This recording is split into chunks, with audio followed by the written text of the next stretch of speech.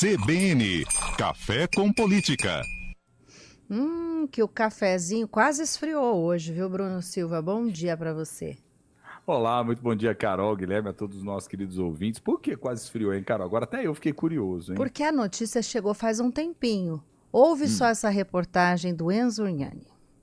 O Ministério Público de São Paulo arquivou o inquérito civil que investigava o possível envolvimento do ex-presidente da Câmara e vereador de Campinas, Zé Carlos, no caso das rachadinhas no gabinete dele e também na subprefeitura do distrito de Nova Aparecida, reduto eleitoral do vereador e que tem indicações de comissionados no local. No documento assinado pelo promotor de justiça Ângelo de Carvalhais, a promotoria argumentou que não há indícios suficientes para embasar uma decisão judicial. Disse ainda que foram requisitados extratos bancários e extratos de utilização de vales-refeição-alimentação de funcionários comissionados do vereador, mas que também não encontraram irregularidades. O caso começou a ser investigado no final de 2021 pelo Ministério Público, depois de denúncias anônimas de que 11 vereadores adotariam a prática ilegal.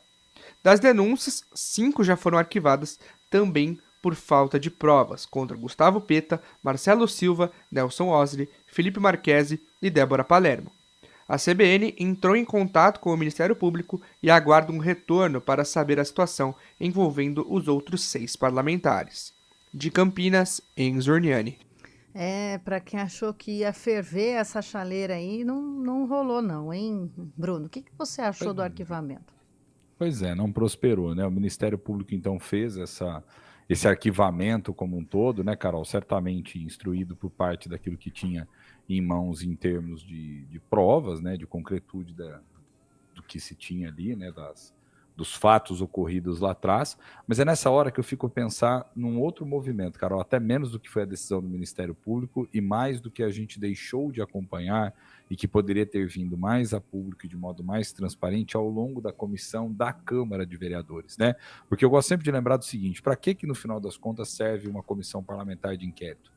Para que não necessariamente ela julgue a pessoa se ela é condenada, culpada ou não, não é disso que se trata, mas é porque a comissão ela é um fórum específico para você poder levantar e sistematizar informações, inclusive a exaustão, para que depois possa municiar um relatório e eventualmente ter mais informações por parte até mesmo da justiça do que vai investigar e levar adiante posteriormente, né? Então é isso que eu digo, quando você tem os poderes, cada um deles fazendo a sua função da maneira adequada, fica muito melhor depois para você dar o prosseguimento nas investigações, porque aí tanto a Justiça como o Ministério Público pode levar adiante, aproveitar de muitos documentos que foram levantados, lembra que a própria comissão tem a possibilidade de fazer quebras de sigilo quando necessário e assim avança, né? Para o vereador, obviamente, isso soa como mais uma vitória, né, Carol? Já tinha vencido de alguma forma politicamente lá atrás, quando não acabou não dando praticamente em nada, vamos dizer assim, a comissão, e agora, diante disso, do Ministério Público arquivando essa ação civil, também acaba sendo fortalecido dessa história toda. O fato é o seguinte,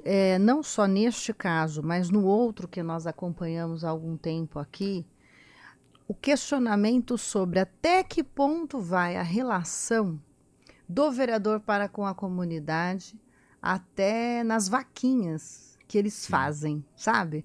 Porque tem depósitos que são feitos nas contas dos vereadores com o intuito de serem doações para projetos e ações sociais, como eles chamam, mas eu acho que os vereadores precisam repensar essas trocas com o eleitor também. Ah, precisa, né, Carol? Você precisa ficar muito de olho na legalidade, né, das coisas que são feitas, né? E por ser, às vezes, feitas até em exaustão, isso acaba não chamando tanta atenção, porque tantos estão tão acostumados a fazer isso, e eu vou além, viu, Carol? Eu vou além nessa história toda. Se você pegar, quantos dos próprios vereadores não são, por vezes, instigados por cidadãos e cidadãs a fazerem coisas que extrapolam muito a sua função e extrapolam muito o universo da própria legalidade? Quantas pessoas não chegam, por exemplo, pegar até coisas menores do dia a dia na Câmara e falar assim, você não pode fazer um currículo para mim? Ô vereador, você não consegue tentar ajeitar uma vaga de emprego lá do fulano e beltrano, que falou para mim que tem uma oportunidade? O vereador, você não pode tentar fazer alguma coisa, mexer os seus pauzinhos aí para poder me passar na frente na lista de exames ou até mesmo na lista de cirurgias eletivas? Então, infelizmente, se muitos continuam a fazer algumas ações que, como você muito bem disse, nos gera incômodo, nos gera questionamentos, Carol, é porque também setores da sociedade acabam incentivando, os vereadores, muitos deles, ficam naquela e fazem, né, essas ações ou tentam fazer quando conseguem, vamos dizer assim, e aí a situação não se resolve, né? Então isso está presente desde essas micro-relações até problemas maiores como esse que a gente está trazendo aqui à tona, né? Alvo, por exemplo, dessa ação civil inicialmente. Bruno, o Enzo citou alguns nomes nessa reportagem dele, né? Mas tem outros aqui que a gente atualizou junto ao Ministério Público, que são os demais citados, né? O Edson Ribeiro e o Otto Alejandro já têm ações de improbidade ajuizadas no semestre passado, ambas em curso na primeira vara da Fazenda Pública. Permínio Monteiro tem inquérito civil em andamento, Sidão Santos também, mas tramita na 24ª Promotoria de Justiça de Campinas. Jorge Schneider tinha um procedimento preparatório de inquérito civil que foi arquivado e já homologada a promoção pelo CSMP. Tá, então a atualização do Ministério Público sobre os demais casos de vereadores que também foram citados, né? E lembrando, vale destacar para o ouvinte ficar, para deixar bem claro para o ouvinte, né?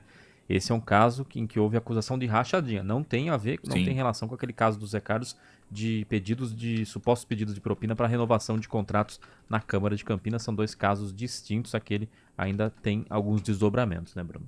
Sim, mas o que eu estava fazendo referência, né, na hora que eu estava comentando da questão da CPI, né, foi até bom você fazer esse arremedo, vamos dizer assim, né, Guilherme, até para poder explicar melhor para o nosso ouvinte. Foi no sentido de dizer que, nesse caso, nesse inquérito, como é o caso do crime de rachadinha, é algo muito comum. E você já deveria, lá atrás, no âmbito do Poder Legislativo, incluir isso como alvo de discussão, de debate de uma CPI mais séria, né, sobre esse assunto. Só que qual é que é o problema? Às vezes há um corporativismo que acaba prevalecendo ali dentro do Poder Legislativo, que faz com que não se avance as investigações que deveriam avançar. E quando eu citei o referido vereador, embora sejam casos distintos, estou mostrando novamente mais uma ação que está na mira aí, portanto, ou da Justiça, né, querendo mais esclarecimentos, o que faz parte do jogo, ou do próprio Poder Legislativo, que deveria se preocupar muito mais com isso.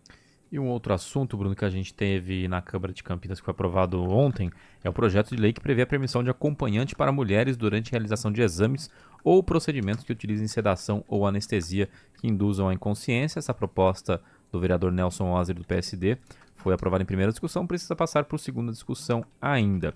Então, isso vem na esteira do que aconteceu em Cosmópolis aqui, né, Bruno, a morte da fotógrafa Roberta Correia após um procedimento em uma clínica. Quando esse tipo de ação acontece assim tão rapidamente, né? A gente teve essa proposta acontecendo aproveitando um assunto que está em evidência. Como que você vê isso? Você acha que é uma forma de o vereador mostrar trabalho para a base? Ou muitas vezes também pode ser algo que é de fato relevante? Como que você vê isso? Não, o tema até é relevante, mas acaba ganhando projeção diante do momento, né, o Guilherme? Os vereadores, eles agem de maneira reativa em relação àquilo que chega na sociedade. Vou lembrar aqui, contextualizar para o nosso ouvinte um outro caso. Lembra quando começou, infelizmente, aquelas ondas de ataque no começo do ano nas escolas? Todos os vereadores não tardaram muito, começaram a protocolar projetos de lei, pensando em alternativas, coloca catraca nas escolas ou não coloca, reforça segurança, coloca sistema de vigilância, enfim, o que faz diante disso tudo? Então, os vereadores, eles aproveitam, obviamente, o cenário político que está acontecendo para tentar, de alguma forma, ganhar protagonismo diante da discussão. O que tem que tomar cuidado?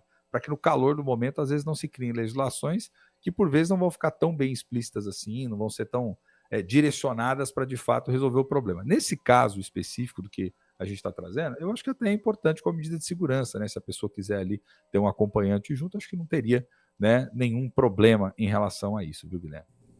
Tá certo, Bruno. A gente tem que esperar para ver se a gente, pelo menos em vida, vai ver essa mudança política. Será, Bruno? Às vezes é difícil, né, Carol? Às vezes a gente olha assim com uma certa descrença, né?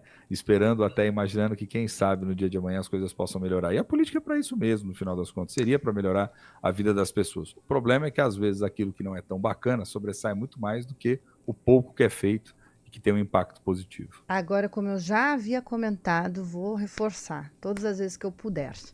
Prefeito que não entender que prefeitura, administração é igual gestão de empresa, e vereador que não entender que tem que trabalhar com ações práticas em conversa com o executivo para poder realmente fazer realidade de projeto, não vai prosperar, Bruno. A sorte deles é que o eleitor ainda não está acostumado no Brasil a acompanhar, anotar e refletir ao longo dos mandatos. Porque se fizerem, com certeza a metade não tem sequer chance nas urnas. Se muitos começarem a colocar na ponta do lápis aquilo que foi feito, foi bem feito ou não foi, de fato vai gerar uma conscientização maior e aí, quem sabe, os critérios de escolha vão ficando mais exigentes. Gostaria muito de ver isso.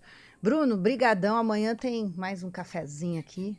O Guilherme não vai passar café amanhã, não. Amanhã estarei aí perto, estarei em São Carlos, Bruno. Estarei Olha só que bacana. na IPTV Central aí, acompanhando o evento. Estenda